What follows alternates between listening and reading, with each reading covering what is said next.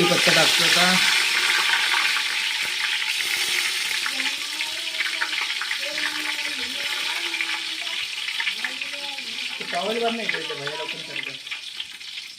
मिरची,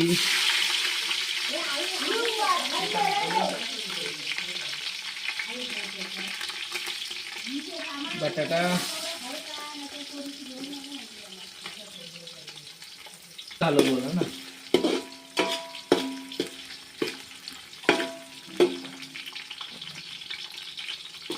बटाटा आता फ्राय करतोय. आता कांदा टाकतोय.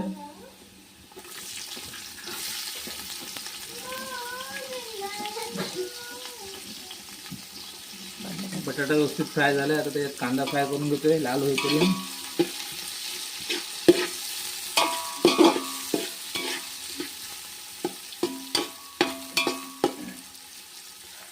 एका साईडला आपण पोहे भिजत घातलेले आहेत, हे चांगले भिजलेले आहेत.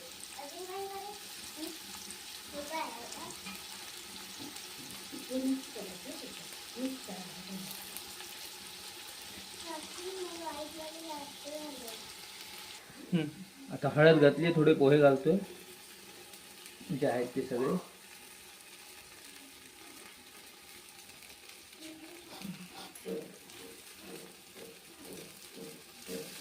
पुन्हा एकदा तुम्हाला रेसिपीचं नाव सांगतोय. आपण पाहतोय चुलीवरचे पोहे, अगदी गावरान पद्धतीमध्ये. आपले अतिशय सुबक असे कुक आहेत प्रसाद धुरी.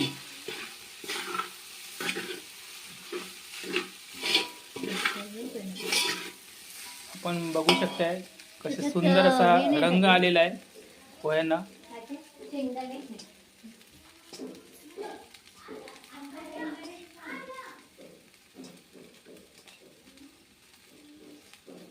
आता आपण बाकीचे पोहे पण त्याच्यात संपूर्णपणे टाकून घेतलेले आहेत.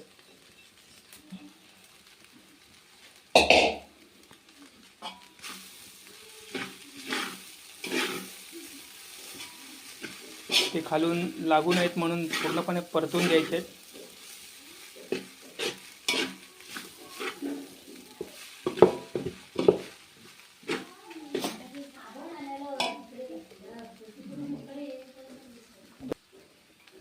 आता त्यात चवीनुसार मीठ टाकायचं आहे. याआधी पण थोडंसं टाकलेलं आहे मीठ, जसं आपल्याला